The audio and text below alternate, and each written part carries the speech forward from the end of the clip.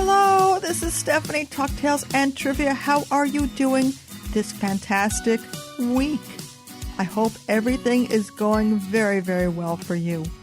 This episode is devoted to one of my favorite holidays, St. Valentine's Day. Let me be completely honest with you here. For me, February is the least favorite month in the year.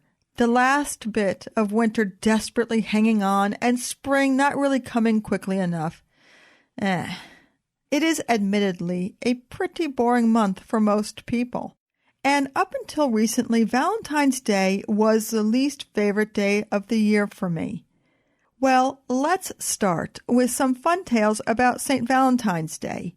From the History Channel, we here at our studio find it interesting that over 62% love celebrating by doing the old tried and true, gift-giving, sending cards, and going out for a romantic dinner.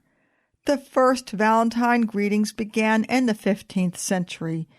In the 17th century, people in England began the tradition of exchanging Valentine's Day cards and letters. In the United States, the first mass-produced Valentine's Day cards were made in the 1840s. 1 billion cards a year are bought for Valentine's Day, and that's more than any other holiday, with the exception of Christmas. Americans spend around $20 billion a year on Valentine's Day. That can be broken down to around $130 per person. Now here's something I would love doing. WSB-TV in Atlanta reports that the chain simply called Waffle House is promoting their low-key restaurant as a romantic Valentine's Day destination for people on a budget. I love that. This year's theme is Valentine's Day with Bay. The Bay, in this instance, stands for bacon and eggs. Not the meaning we find in the Oxford Dictionary, that is girlfriend or boyfriend. But more recently on Facebook, it is slang and means before anyone else. After all, the bacon and eggs can be just as romantic to some as roses and chocolates. Some Waffle House restaurants are expecting big crowds and are taking reservations for the big day. Here's my quick tale for this episode. Just the other day, I went for a checkup at the dermatologist. When getting there, my eyes hit on the jackpot of all jackpots. My heart sang in happiness. Yes, as always, they had the normal display of creams and sunscreens. But beneath it all, spread out on the counters in many directions all over, were those candy hearts. You know the ones, with the cute sayings on them. I used to get them in grammar school, and more than likely, so did you. For a split second, perhaps a little longer, I thought about opening my fairly big purse and, in a sweeping moon-like motion, having them swept into the bottom for later consumption. Maybe I'd eat some even on the way home. I stared at them for a long time, trying to decide. Maybe they weren't really real candy hearts. For shame, anyone with common sense wouldn't waste them by putting them on a counter in, of all places, a dermatological office. But there they were, and so I asked if they were really real. Yes, the answer came back. My inner voice said, "How do you work here knowing they are over there?" I side-eyed them for some time and was relieved when I was called in to see the doctor. I still think about those candy hearts. The candy hearts which, in part, had given me 12 cavities before I was 10 years old. So as it was, I left quickly and quietly with those candy hearts still laying on the counter, waiting to be swept up. I do have a follow-up visit next week. There is still time. We all know that Valentine's Day here in the United States, as well as in other countries, has become commercialized. Yes, let's be truthful. Go into a shop or a department store and you will find so many small items that no one really wants or needs, but somehow they are bought with only the best intentions. You see, in my opinion, in recent decades, Valentine's Day has become increasingly commercialized, perhaps popularized as a Hallmark holiday, and popular for a romantic lover, a close friendship, and even a not-so-well-known or even well-liked coworker.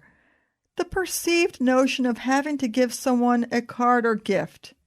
Well, this time of year, Valentine's Day, it does seem a bit disingenuous and insincere. Yes, Valentine's Day does have themed advertisements in newspapers, TV, and radio stations, encouraging spending on loved ones. It is really all over the media, in the shows we watch and in the commercials we are seemingly forced to view. Sometimes making tangible gift-giving seem like a complete necessity for this holiday. This makes mall department stores and smaller shops very happy. They all will very happily take your money without any remorse, regret, or guilt. These mall department stores and shops have you, the consumer, spending money on loved ones you probably already show your love, care, and gratitude for. But is it really necessary to give a tangible gift? Not really. After thinking about this, I have made some definite conclusions that are solely on my own beliefs about this Valentine's Day holiday. For example, the other day I was in the local CVS pharmacy and came across something kind of funny. As I passed by the huge display of Valentine's Day cards, I overheard an older woman saying to her friend, "These cards are so expensive. Maybe I won't give him one this year." Of course, I don't know who him is, but it seems rote in nature and more like a chore one hates. Almost like reorganizing a closet or putting up groceries. Nobody really wants to do it, but it is expected to some degree, and it must get done. So, is my questioning the validity of gift-giving on Valentine's Day okay? Acceptable? On the last episode, as some of our listeners might remember, I mentioned my shoulder surgery. Go back and listen to episode 28 after this episode. You see, I had 4 surgeries in 2012, but one of them was in February, and so I spent that Valentine's Day in the hospital.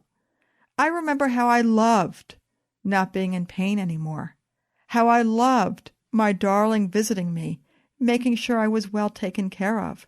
I loved laughing and joking with the nurses and doctors. I remember lovingly thinking about the expectancy of getting on with my life victoriously. I remember thinking about lovingly hugging my family and friends without wincing in pain. These are the things I loved that Valentine's Day in 2012. These things didn't come in presents or cards, and they meant more to me than if they had. So what does your Valentine's Day look like this year? Take a little time. Give it some thought. After thinking and overthinking about Valentine's Day, I have made some differences that have impacted my life for the better, and I hope some other people's lives as well. I know in the recent past, I have given meaningful and true compliments to family, friends, and people I don't even know. I think good thoughts about people I don't know at all. I give and do more than ever before in work and socially.